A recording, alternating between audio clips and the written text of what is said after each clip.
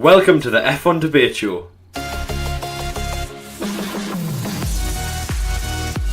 We preview winter testing at the Circuit de Catalunya-Barcelona ahead of the 2017 Formula 1 season. Mercedes retained Toto Wolff and Niki Lauda for 4 more years.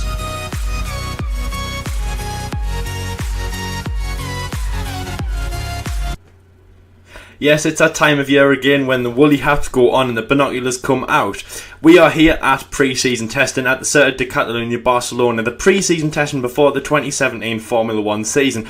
Now, it's amazing to get to this moment. I think of Formula 1 as a full day. Australia is the sunrise and they're getting used to the full day ahead of you, getting used to the long, strenuous and fun activities we have on, all the way to Abu Dhabi, which is the sunrise. We've had a good run, but it's now time for rest and looking forward to the next day. And if all of that is true, then winter testing is the 4 a.m. get up in the frost and the winter chill to make sure that your cars work and they're not covered in ice or whatever, and make sure that the coffee makers work and it's hot enough. Basically, winter testing is for the teams and the drivers to test out their new cars, their new machines that they have been building for the past few months in the factories. Now, obviously, over the 2016 to 2017 transition, the teams will have been building in the factory. Now, obviously, they will have been doing some small tests in the wind tunnels and things like that, but they won't have been actually on the circuit. And this is the first time, the first indication to them, to start with, to them, what the cars are actually going to be like. Now, as we've seen, there's been a few cars that have been released over this past week. There'll be some cars to be released in the next few days, ahead, obviously, of the first test, which is on the 27th of February to the 2nd of March. Then the second test is on the 7th of March to the 10th of March. Now, we have 2 tests in Spain. Obviously, before it was a lot longer. We went to places like Jerez, obviously a very old-school circuit as well, used in the 80s and 90s in Grand Prix. And we also went to the Sakhir International Circuit in Bahrain, which was quite enjoyable in the day and the night. That was a bit of like a trial run, really. I wouldn't say it's really a great place to test cars. But anyway, we are back at the Circuit de Catalunya-Barcelona, which obviously we were here last year as well. That is the home of the Spanish Grand Prix circuit as well. It's also home to the Pirelli tyre test, the in-season tests ran by Pirelli, and the FIA, which has become more popular as the seasons have gone on. Anyway, so the pre-season testing is very cool, very chill. Everything is very secretive, as you will all know. There's boards and stuff gone in front of garages as the cars pull up. When me and John went to Silverstone last year, obviously, as we know, we went on the pit walk and everything was open. We could see all the drivers, all the cars, everything was out. We could see, they were letting people in the Williams garage, not us, but you know what I mean. It was all open. Obviously, everything is all boarded up as soon as a red car, the Ferrari or the Mercedes or whatever goes in the garage, the boards go out, and that is it. The drivers run in, and that is it. Really, all they want to see is the teams, consult with them and find out the data of what the cars have been like. We see a lot of them running around with garden fences on and poles and stuff hanging out of the cars, this, that and the other, trying to get data for things like aerodynamics and basically how the cars are going to perform in terms of the reliability and the pace in all of the race that we have ahead. And now it's fantastic to see as well. There's not many audience there. Obviously, as I say, everything is very secretive, so there's a lot of journalists obviously who try and get pictures of the cars and information on the cars. Craig Slater, who does the information for Sky Sports, he does a lot of the corresponding there, but obviously he struggles because everything is all hush hush really. But yeah, it's absolutely fantastic. This is the first time we see the cars in action as well, and it's fantastic for us as well. When we see the car launch, which again, as I've just said, we see a few this week and we'll see a few next week as well. We'll be bringing you information on all of the cars that have been released in next week's F1 Debate Show. So we're excited to see what they'll be like on the track, and yeah, winter testing is fantastic. Not to mention, 2017 is back in a way. We count Australia as the start of the season, but really winter testing is. So I mean, this is really absolutely fantastic as well. As I say, it's the teams. As audience, as journalists as well. If you're lucky enough to be at the track and whatever, I know if you're resident, if you're close to there and stuff like that, you can go and watch the cars. It's not much money, I don't believe, to go and watch in the stands as well, which obviously will be great for you as well, us as fans as well. We'll be able to see pictures and coverage and YouTube videos and things like that. And as I say, yeah, 2017 is back. Jordan, I mean, yeah, the season has technically it's started really, if you like, give or take. We're seeing these new cars in action. We're seeing all the new drives in action. Yeah. It's amazing. It's like it's almost like a sneak peek. It's not a sneak peek of Australia, isn't it?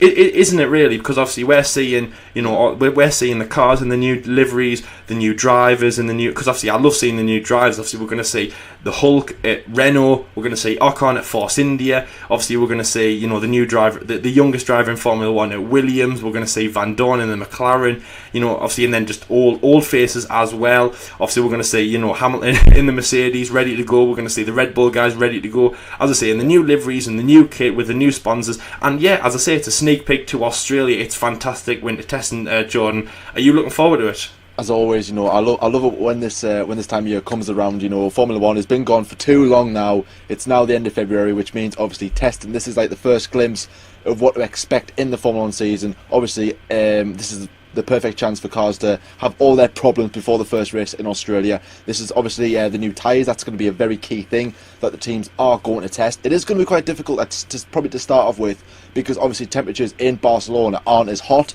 as what they would be obviously in Australia, Bahrain, you know, the flyaway events. When Formula 1 comes back to Europe at the Circuit de Catalunya, obviously the weather is a lot hotter, probably coming into the start of the summer. So obviously you have the new wider tyres, which is obviously we explained briefly in the last episode. So obviously if you haven't already seen that, go and check that out already. And so obviously the teams will have to analyse and make sure that they've got these, you know, the tyres right. So obviously when the degradation gets too high and everything, teams can sort of work out different strategies and stuff, understand these new tyres and which tyres is going to be the best, essentially. So obviously like the soft, super soft, and obviously what's going to work in other conditions as well. Obviously speaking of conditions, we both just jotted down what the weather is going to be like in the 4 days. This isn't the F1 weather show, by the way, guys. It's still the F1 debate show. Stay tuned. But I thought that we just jot down what the weather is going to be like throughout the 4 days. And to be fair, it is going to be quite mixed, quite surprisingly. So you got on the first day, which is the Monday, it's going to be sunny with highs of 20 degrees. So that's obviously normally about what the Spanish Grand Prix would be. So obviously I think that's when a lot of teams are going to get full glimpse as to what the cars are going to be like in a proper race condition. The following day, on the Tuesday, it's going to be light drizzle with highs of only 14, so a lot cooler temperatures. And obviously, and if you do get a bit of spells of rain, probably sometime during the day, we would obviously probably see what the intermediate tyres can do.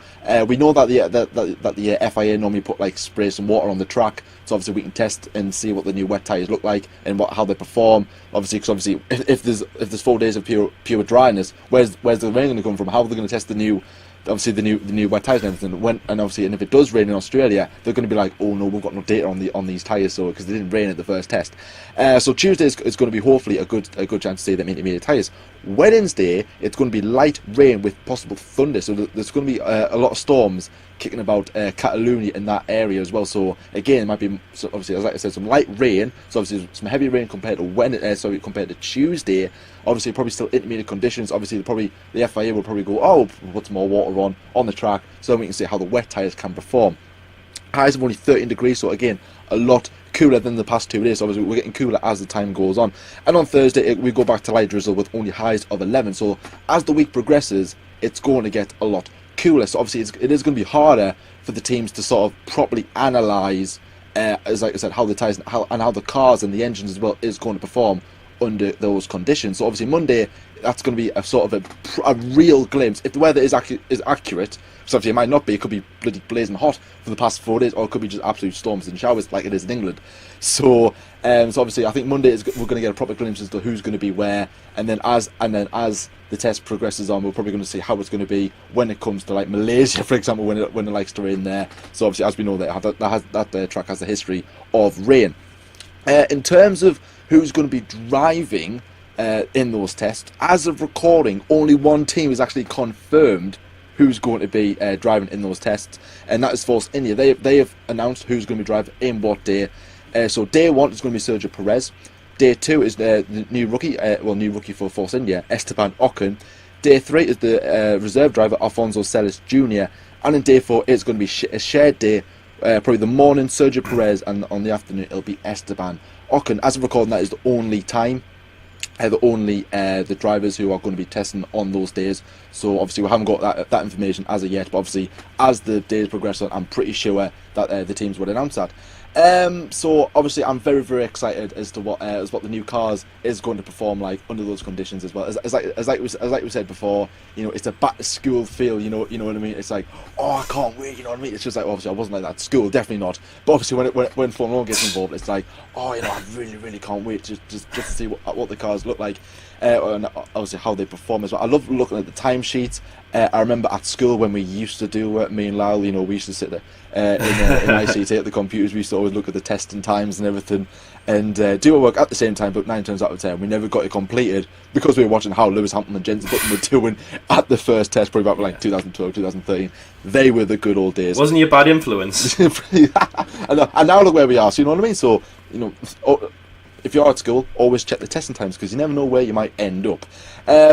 So I don't know who's going to be where in terms of, because obviously when it comes to testing, you know what I mean. It's obviously the teams is sort of scrambled up. You know what I mean. Like Mercedes might be in the midfield, Red Bull might be at the quickest. It's not exactly a rough estimate as to who's going to be where. However, if you roll back to 2015 when McLaren Honda had their first trial and run, I think you would find out that was pretty much of a disaster. So I think we pretty much knew then what was going to happen. So again, it's all about reliability as well, isn't it? So obviously it's a good chance to see how the cars do on a long run. I think Mercedes did like, you know, hundreds and hundreds, like hundreds upon hundreds of laps, you know, for the past 3 years now, as did Red Bull the previous years. And then come 2014, it didn't really go to plan. I mean, obviously there has been some teams who haven't really performed in testing. Then so as the season went on, they're sort of, you know, okay, you know, we're doing well. For a prime example, Sauber in 2013, they did very bad in testing, and as the season started, again they did very bad. But as the races went on, they sort of improved. Well, Nico Hülkenberg more so. Esteban Gutierrez obviously scored some points in Japan. But as the season went on, they did okay. The reliability got better. In 2014, again, McLaren had a bit of an iffy start to the pre-season. Then, as the season went on, they sort of did okay, but not as bad as what they did in testing. So don't always judge about what your team is going to do in testing. Don't say, Red Bull have had a really bad testing, they're going to have a bad season. That might not be the case because you're just getting to grips with all these new. Obviously the new car regulations and everything like that, so obviously they are still similar to 2016, however the cars are going to be different, and again we'll also see a good insight as to what the drivers is going to be like when obviously with the new heavier cars and everything, when all they get put into play and everything, and again with the pit crew as well. Let's see how strong they are with lifting these new tyres in. So, I mean, Lyle, rough estimate, who do you think is going to be the front runners in testing, for example? You know, so obviously we did the predictions, but this is obviously testing. Do you think everyone is going to be reliable? You know what I mean? Or do you think we're going to see that one or two teams who's going to be like, oh dear, I'm worried for them this season? I mean, it's hard to say because obviously winter testing has always just been, you know, it's always throwing a curveball here and there and stuff like that. People say also that it doesn't really show an indication of what like the cars are going to be like, you know, for the rest of the season. But you know, it'll definitely be good to get the feelers out straight away on who's at the top. I think one team that always kind of, you know, stands out in terms of the winter testing is Red Bull. Obviously since around 2010, stuff like 2011, things like that, obviously when they've been on top, they've always made a good impact on winter testing. I think 2014 was obviously a bad year from them. 2015 wasn't great, but I remember last year though that they did very well. Obviously Daniel Ricciardo and Daniel Kvyat, you know, both kind of, I think they were the team that were both kind of sharing the work equally, because obviously most of the time, you know, there's one driver taking over than the other one. For example, like Nico Rosberg did most of the testing last year. Lewis was out, you know, partying and stuff like that. And obviously, you know, things like that. There's some drivers that'll do more laps than another. So it's really hard to say in terms of that. Obviously, Red Bull want to be at the top, but obviously Ferrari will be as well. But it's just pushing the car. It's almost like intrinsic reward, I think, at this point, more than kind of competing with your competitors at this time. But it's hard to say where it's going to be.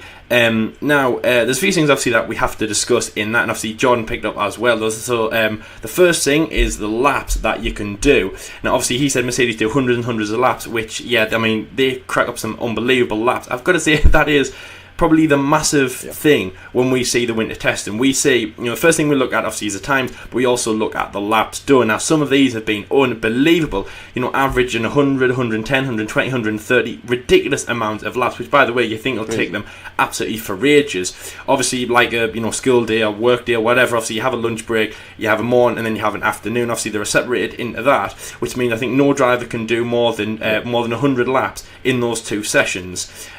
So they definitely have obviously the regulations in place, and the biggest one in terms of the laps is that teams aren't permitted to carry out a more than 15,000 kilometres. Now, basically 15,000 kilometres is a very long distance, guys. Obviously almost 12,500 miles in the testing in the car that they're using for that season, or even the previous car as well. So basically just on the circuit at that time. That is equivalent to around 8 Formula 1 Grand Prix distances, and basically they're just saying that you can't test that much in the car. So teams will almost be getting on to 14,999 kilometres, but so the rules state that you can't go over 15,000 kilometres.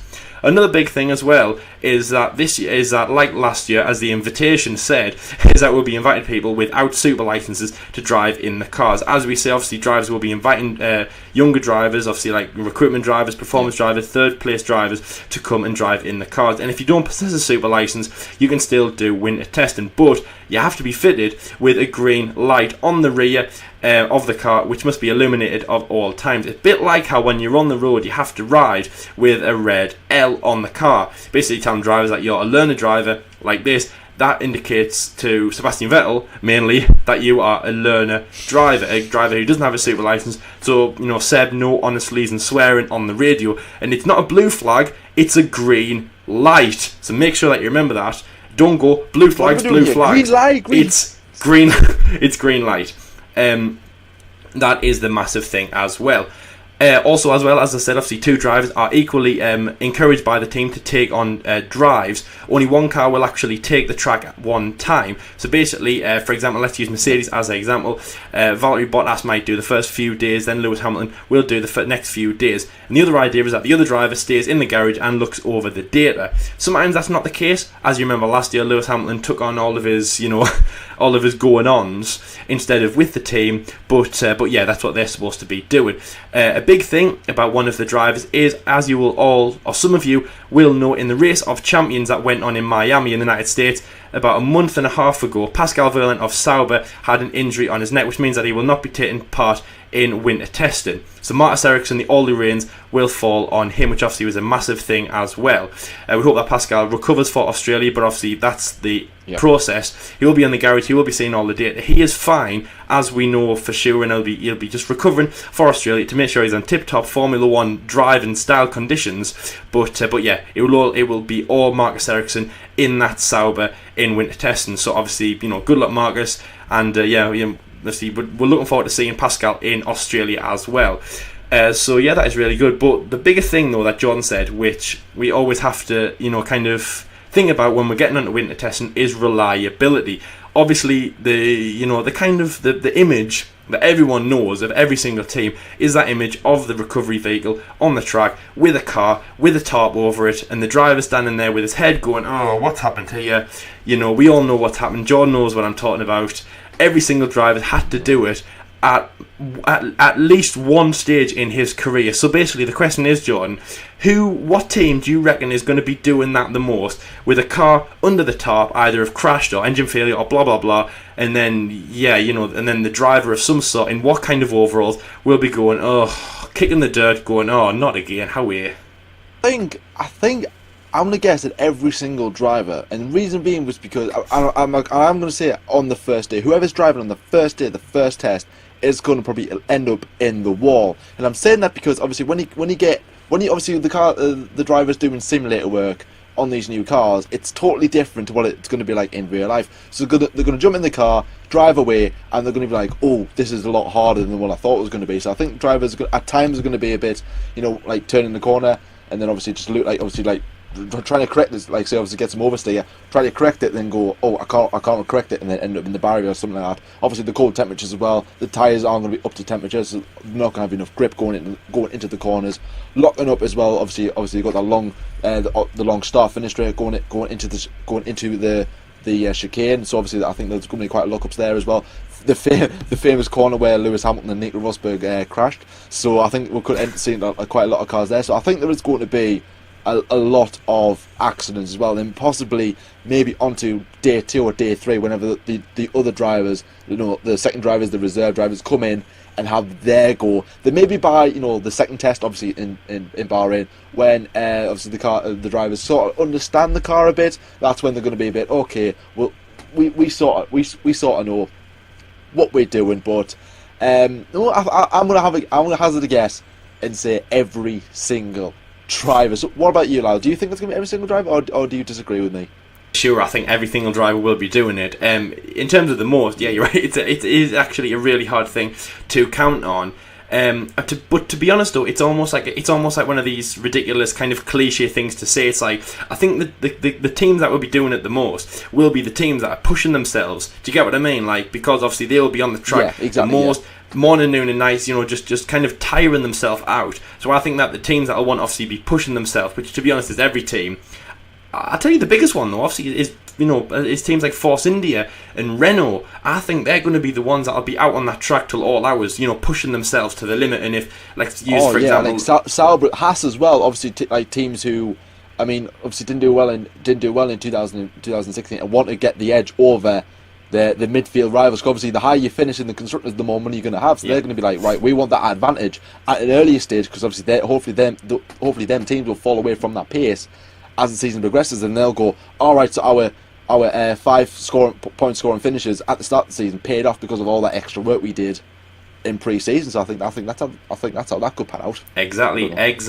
But basically, the team that I think will be pushing themselves the most is Renault, and I've got to say, in terms of the car, I'm not going to say who's going to be crashing, who's going to be conking out the most, but I'm just going to say that Renault. I think if we're going to, so this is going to be my next question, John. I've kind of skipped me ahead of myself. So the next question, the last question on winter testing, is we're going to ask is what team will be pushing themselves the most. Obviously, so you have things like Mercedes, obviously hashtag the triple going for hashtag the fourth, the quad triple, the VML, whatever you call it, the double double, and obviously you'll have teams like that. You'll have obviously Red Bull and Ferrari who have been in the shadow of Mercedes, wanting to get higher. You've got obviously teams like Force India who are like I think they're the biggest Cloud9 team, if that makes sense. Yeah. But the team. Who do you think will be the team to be pushing themselves the most? And basically, I've already told you my answer, and I think that is Renault. So go on then, John. Who do you think will be the team in both tests who will be pushing themselves to the absolute limit? Obviously to try and find whatever really. But who do you think will be out there, or basically slugging themselves out on that circuit for ages, hours on end? You would think it would be Mercedes, because obviously they will want to retain their crown as champions. Obviously they're going to be like, right, we want to get as much mileage on that car as we possibly can. You would think it would be Haas, so they can understand more about Formula One, because obviously it's a brand new team as well. They're into their second year. It could literally be anybody. But if I had to pick one who I generally do believe I think would be on that track constantly going, right, do another lap, do another one. I don't care if you're hungry, you're doing another lap. Would be Ferrari, because the pressure they are under recently after 2016 is immense. Obviously, the future of Kimi Räikkönen is going to be speculated this season yet again. I think this is going to be his last season. And Sebastian Vettel as well, because obviously he was under the cosh towards the end of 2016. No wins, guys, no wins. What's going on with that Ferrari? Come on, man. You sound like McLaren at this rate. You don't want to be where McLaren are right now. So I think Ferrari are going to be pushing themselves to the max. And I don't mean Max Verstappen, I mean the max, because obviously they need to progress to catch up with the Red Bulls and the Mercedes, because they need to be mingling with them two. I think they are now the lead runners. It was Mercedes, but I think Red Bull are going to be up there alongside in the same category as Mercedes. Ferrari are going to be like, I will get there. Just try that bit harder. And I generally do believe, if I had to pick a team, all of them will be, because obviously they'll want to get one edge over their rivals. They want to go, right, we finished 6th, I want to finish 5th, because again, the money. But for the big teams, obviously the big four rather, probably Ferrari without a doubt, because they are under the cosh. And 2017 is literally make or break, not only for Ferrari, but for Vettel and Raikkonen for sure. Mercedes retain Toto Wolff and Niki Lauda for another 4 years. They have signed a contract up until 2020. and 20. Now, I think this is some very, very good news for Mercedes, because obviously the departure of Paddy Lowe is sort of questioned a bit in the media about what's going on behind the scenes at Mercedes. As I said, we did discuss this in the last episode about, the episode before that, about obviously Paddy Lowe departing. And in our first episode, about Paddy Lowe departing, and obviously about has actually ruffled a few feathers behind the scenes there, and obviously coming in with James Allison to sort of steady the ship a little bit. But I think retaining these two, these big two, let's say, in Formula 1, not only in Formula 1 but obviously in Mercedes as well, it's very, very key. And it has obviously sent their title aspirations probably for the next 4 years, because ever since they came in, both came in at about 2013, I believe. Obviously, Toto Wolff coming in from Williams, making the transition from Williams to Mercedes in 2013. Niki Lauda being appointed that after working closely with Mercedes when they were obviously with McLaren. Back in the good old days, let's remember that. And obviously, since they've came in, they've won 3 titles, 3 Drivers' Championship with 2 with Lewis, 1 with Nico, and 3 Constructors' titles. So obviously, that's very, very, that's achievement in itself. But not only that these two actually own a stake in the Mercedes groups. Obviously, Toto Wolff has 30%. Stake in the team, and Niki Lauda only has 10, but still a very, very vital part as well. So obviously, if they were to go, they would probably lose quite a bit of sponsorship as well, because obviously they have backers as well, obviously bringing in money into the team. Obviously, if they were to go, the Mercedes would be like, right, we need some money and fast. So obviously, this is a very, very important. I think this is a very important few.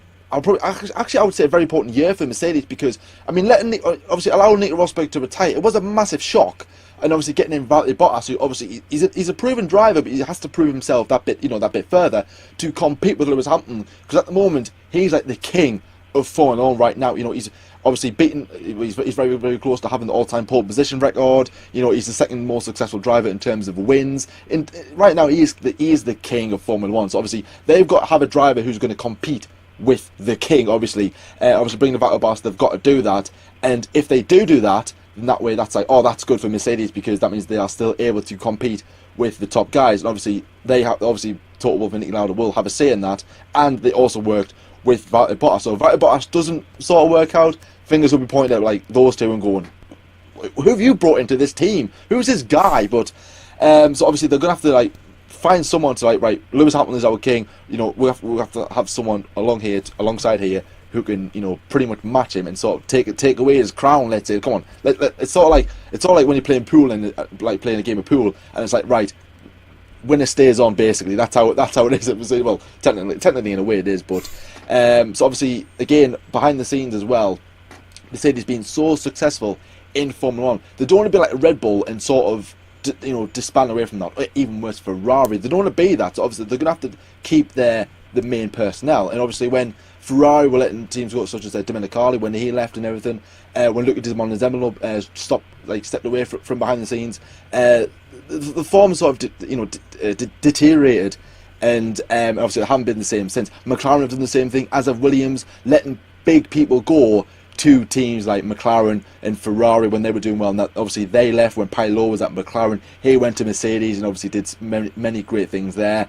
Same with James Allison when he was jumping about as well. So again, it is very vital that they have got these two in there to pretty much say, right, we are going to still challenge for the title. And I'm not saying that guarantees them the championship. I'm just saying that it makes their title aspirations stronger as the years progress. So like, obviously jumping straight into it, are you happy that these two are staying in obviously in Formula 1, but with Mercedes, is this a good thing for them, or do you think they've had their time, or do you think someone else should have came in and took their roles? This is amazing. I mean, obviously their partnership is absolutely fantastic. They have, I'll say, a great kind of bromance going on in Formula 1. Obviously, two Austrians, we always see them together. Obviously, after Lewis won, after Nico won, we've always seen them together. They always walk around the factory. They are together, really. I think they're becoming the next, like, Felipe Massa and Rob Smedley, really, just a they were the days. a pair and that are just amazing. Anyway, but obviously, Niki and Toto, absolutely fantastic. I'm so glad they're staying. They are so powerful as well. Just as you said, Jordan, there, I mean, 30% for Toto, 10% for Niki, almost half for both of those people in the team. Obviously, that is amazing. So basically, you think how much influence Lewis has, you think how much Valtteri has, you think how much Nico had, you think how much, obviously, like Paddy and blah blah blah, all them. You think they're they're not tiny little things, but Nico and obviously Nico and Valerie, that means that they've got to share that 60% almost between themselves, and obviously because obviously Toto and Nikki own the others, and I think that's fantastic that by those two. Obviously they're so powerful. Toto's really stepped into the role as well. Obviously Nikki has as well. Obviously the non-executive chairman, he was brought in the 2012 season. Obviously he was to be an ambassador in Mercedes as well. Obviously an Austrian, obviously very well known around obviously Austria and Germany. Obviously was very good back in Mercedes. Brought in Lewis Hamilton, which obviously again he is very happy about. Yes, I did. He always says that. He always says that it's his. He brought him in, which obviously he kind of did. Obviously Toto Wolff and Niki Lauda basically that they pull the team so much, and obviously they have brought them a 3-time consecutive world championship in that team, and they've only been going obviously since 2010 until before their 60-year break, obviously till the 50s and the earliest era of Formula One. So it's fantastic, those two, and obviously they're really great drivers. Obviously Nicky has an amazing legacy as well. I think at the moment it's kind of strange that people now think of Niki Lauda as the chairman of Mercedes. But you've got to remember he was obviously the 3-time world champion. From obviously from driving for Ferrari and McLaren. Obviously the guy who had a near fatal accident, the guy who's been battling James Hunt. It's strange. It's like those two those two lifestyles just are kind of separate from each other now. Because if you ask somebody now who likes Formula One, I guess you'll say, who's Niki Lauda? And they'll say, oh, he's a guy who works for Mercedes. They won't say what we'll say and what every other Formula One fan will say is he's the 3-time world champion from Ferrari. Obviously won 2 with Ferrari, won 1 with McLaren. Obviously great battleries with James Hunt. Obviously great battleries through the years as well with Alain Prost at McLaren as well, and had his almost had his life-altering injury at the Nürburgring in 1976. Obviously, so it's amazing. He has a great story to tell. But in the now, it's absolutely fantastic. Those two, great pairing, and they're pulling Mercedes in the direction that they need to go to, which is fantastic. Anyway, so thank you very much for watching this episode. We've been talking about previewing of the winter testing in Spain. Obviously, Nicky and Toto's stay at Mercedes for the next 4 years as well, which is absolutely amazing. I mean, 2020, that's ages away. That's a bit of a shock, really. Just imagine knowing that you're going to be staying at a massive team like that till 2020. It's going to be amazing. They can definitely go to sleep in, Vienna or wherever they are at the moment. Very, very happy. Well, rolling into Catalunya, should I say. Very, very happy. Anyway, so thank you very much for watching this episode. Make sure that you catch last week's episode 40, where we talk about the car regulations. Very important, as some of the cars, as I say, have come out so far. Obviously, we've seen cars like Sauber and Force India already released. Please let us know what you think of the cars so far. Obviously, we have a few more cars to roll by. We have the world champions Mercedes to release their car, and the last car on the 26th tomorrow, which is Haas. I think I'm very excited. We are both very excited to see what theirs is as well. Obviously, as Jordan said as well, team which did very well last year. Roman Grosjean said this was a win for us in Australia. Fantastic for them. But as I say, we're going to talk about more in episode 41. All the cars collaboratively. We're also going to be talking about what happens in winter testing. Obviously, as we've said, starts on Monday the 27th. This Monday, which will be fantastic. So yeah, please catch episode 42 for all of the information about winter testing. And technically, as I said, sneak peek to Australia. We are back for the 2017 Formula One season. And just one last thing to say about this, guys. As you hopefully will remember, technically, winter testing was the first kind of Formula One based topic that me and Jordan, or JT, covered last year. So obviously it's very special for us as well. And obviously you'll be hearing more about that as we get round to the year, which obviously is in the middle of March. Anyway, the year anniversary, So anyway, thank you very much for watching this episode, and we will see you next week after Spain to find out all of the information about winter testing. So we'll see you then, guys. See you later. See you later, guys. Take care.